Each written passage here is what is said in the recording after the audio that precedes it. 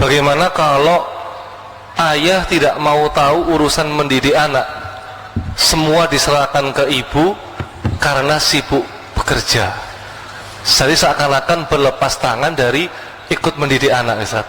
Pulang-pulang taunya cuman perintah dan marah-marah gitu, Ustaz. Iya. Ya, ini nanya apa curhat ini? Apa yang harus dilakukan seorang istri kalau suaminya ternyata belum sadar tentang kewajiban mendidik anak? Ini anak siapa ini, Pak? Kalau anak berdua ya tanggung jawabnya berdua. Apa itu anak lahir dari batu? Kan enggak, Pak. Anak berdua ya tanggung jawab berdua. Makanya para ayah nih, mumpung ada curhat ibu-ibu, ini curhat nasional, Pak. Saya udah hafal loh, di kota manapun ini selalu ada pertanyaan ini, betulan. Di kota manapun, maka mumpung saya kumpulkan para ayah, siapa tahu yang nanya istri Anda ini, atau siapapun lah, siapapun, bahkan yang tidak bertanya, karena saya tahu ibu ini mewakili banyak ibu-ibu yang lain. Betul ibu ya? Ibu-ibu senang banget itu. Begini bapak-bapak para ayah, Imam Ibnu Qayyim rahimahullah ta'ala menyampaikan bahwa kalau anak itu rusak penyebabnya ayah. Penyebabnya ayah. Karena tadi Bapak Ibu, ayah itu punya qawamah, kepemimpinan.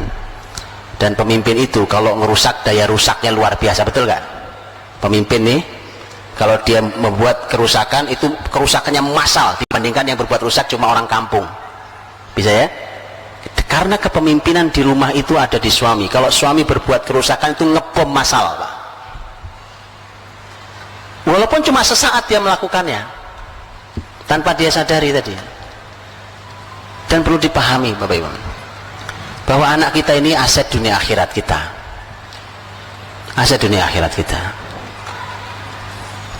Tanggung jawab seorang ayah, selain amal mulia ayah mencari nafkah, para ayah harus paham bahwa mencari nafkah itu hanya sebagian tugas ayah. Hanya sebagian tugas ayah, bukan segala-galanya. Dia tadi Rasul, siapa yang dinasihati?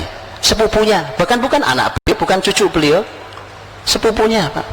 Itu mendapatkan bagian jatah dari nasihat Rasul sang ayah. Itu. Jadi nasihat salah satu tugas ayah. Loh, kalau di Quran bicara tentang dialog antara orang tua dan anak, itu Masya Allah mengejutkan datanya di Quran itu.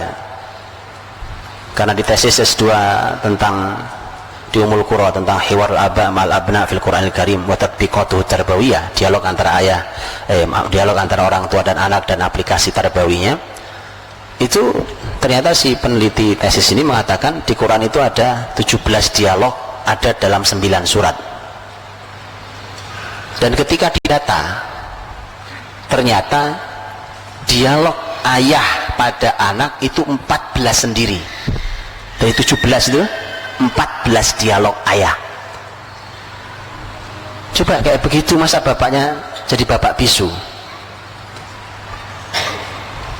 Begitu kan? Jadi jangan hanya marah-marah, Pak. Marah-marah itu nggak menyelesaikan masalah, ya kan? Masya Allah. Jadilah ayah yang mengagumkan. Mengagumkan itu nggak bisa direkayasa. Ketulusan seorang ayah menjadi ayah yang mengagumkan itu luar biasa. Dan itu memudahkan anak untuk tumbuh dengan baik. Kalau anak punya masalah, mudah sekali selesainya, karena dia punya sandaran yang mengagumkan. Maka para ayah ini, saya juga ayah dari anak-anak saya, maka begitu. Laki-laki memang punya tugas luar biasa sih. Kayak saya sekarang nih, Pak, kan? Saya baru pulang hari Rabu ini, dan Rabu berikutnya baru pulang. Ya biasa saja, ya kan? Tapi tadi ayah punya peran yang tidak boleh dilepaskan, bahkan di negeri jauh sekalipun. Dan Quran memberikan contoh itu.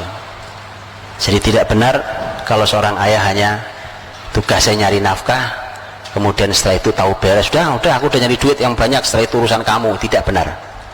Karena ternyata Quran saja ketika bicara dialog orang tua dan anak, justru banyakkan dipotret dialog ayah dengan anaknya.